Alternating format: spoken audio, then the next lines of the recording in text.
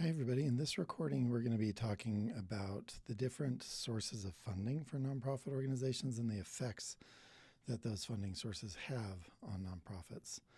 And so we're going to talk specifically about three categories of revenue for nonprofits: private fundraising, government grants, and commercial activities. And so when we talk about each of these revenue sources, we're going to be comparing them by three attributes, or three effects, I should say, that they have on a nonprofit. So we'll look at how each of the funding sources on the left are volatile for the nonprofit, thus, creating interesting challenges for the nonprofit and how to plan and budget. We'll talk about goal displacement, which is how much a nonprofit changes its purposes in response to the funding, and then other process and structure effects that essentially describing the way the nonprofit operates differently internally. So let's jump into all three. Well, we'll start first with private fundraising. Private fundraising is, in the United States, characterized by connections with large donors above all. You remember when we talked in the discussion about tax deductions, we showed how the richest 20% of Americans give more to charity than the other 80% combined. And that trend increases as you go into higher echelons of wealth, like the 1%ers give more than the rest of the 20% combined, and so on. Well, what this means is a lot of private fundraising is done by talking with large donors, convincing them to make large donations. And if you talk to people who work in this space that are professional development officers, they'll tell you that this is how it works, that you get your biggest chunks of funding from just a handful of people. The result of this is that a very small number of people can have a very strong influence on whether or not you get money. And all it takes is one or two donors to change their mind. And a big chunk of your revenue can go away. And so this means that the effect this has is it can be a pretty big shift in both the volatility of nonprofit revenue, meaning that their revenue can swing up and down all the time based on the whims or desires of individual donors. But also it creates goal displacement because large donors will say, oh, I like what you're doing, but if you tweak it this way, if you do it in this location instead of that location, basically large donors have a lot of sway over the choices nonprofits make because they're the ones providing the money. And so nonprofits will be easily diverted from their original purposes in response to the wishes of a particular donor. And there are some changes that are happening in the nonprofit sector that I should say have been happening in the nonprofit sector over the last 15 or so years. And it has to do with large foundations expecting more professionalization and formalization from nonprofit organizations. Because if you're going to apply for like a foundation grant, there's a lot of work you have to do to sort of show that you have your act together from a management perspective. So if we were to chart these, if we were to list these in a table, we'd see that volatility for private fundraising is high, meaning that your revenue can swing up a lot if you're good at it, or down a lot if a donor or two changes their mind. There's really strong goal displacement, meaning that your nonprofit is likely to change its mission in response to a donor's wishes. And when we talk, and like we were talking about with large foundations funding nonprofit activity, there's a lot of formalization and like grant requirements that you have to satisfy. So it changes the way nonprofits operate to make them more formal and businesslike. All right, let's talk about government sources next. So government revenue sources are generally less volatile because of slow policy change, but then there can be dramatic swings caused by political shifts. I think we're in the midst of this.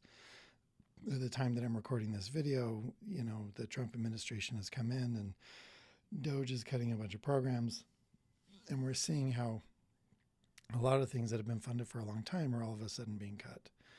This is not regular practice as far as like government grant revenue is concerned, or any kind of government revenue, because most programs sort of stay untouched up until a big political shift like the one that we were just describing.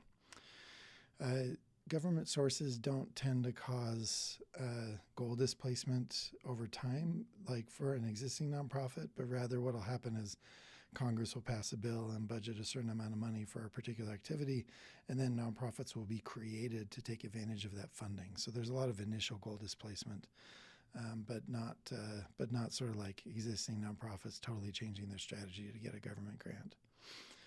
And then as far as like process and structure effects go, government grants require a level of bureaucracy that is intense. And some of you may have had experience administering government grants before.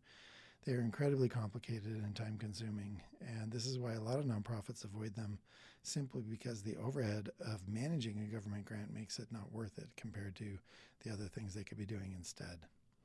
So if we were to put this in our little table, we'd see that the volatility for government sources is generally low, but occasionally high in moments like, DOGE cutting programs. Goal displacement really only has its effect in the initial stages of nonprofit creation.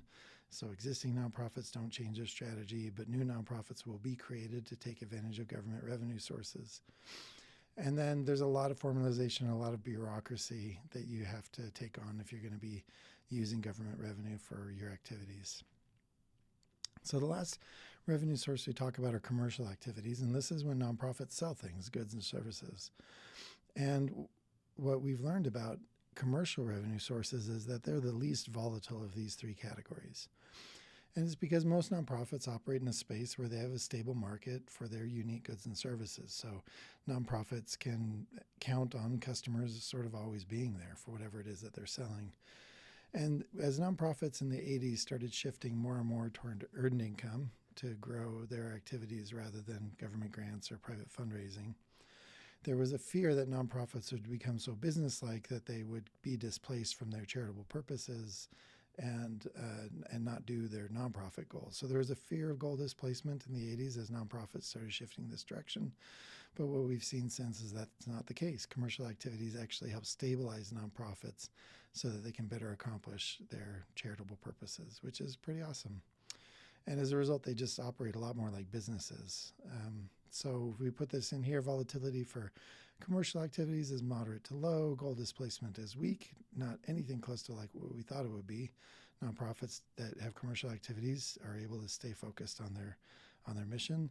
And in terms of process and structure effects, what we see is that there's a lot of rationalization in business administration, meaning like you make decisions like, is this worth it based on the financial effect? So that's when there's sort of like you rationalize each, just not rationalize as in make excuses for, but you process your choices rationally and think like, okay, what are the trade-offs and what are the opportunity costs and so on. And so that's what ends up happening is nonprofits they start to act more like businesses, but businesses that are serving a nonprofit mission. And so as you can see, of the three revenue sources, the third one, it seems to be the least disruptive to the way nonprofits do their work. Of course, not every nonprofit activity can be funded by commercial activities. And so it may be the case that the work that you want to do can only turn to donors or government to fund the activity. So, all right, that's it. 8 minutes, not bad. I'll see you all in class.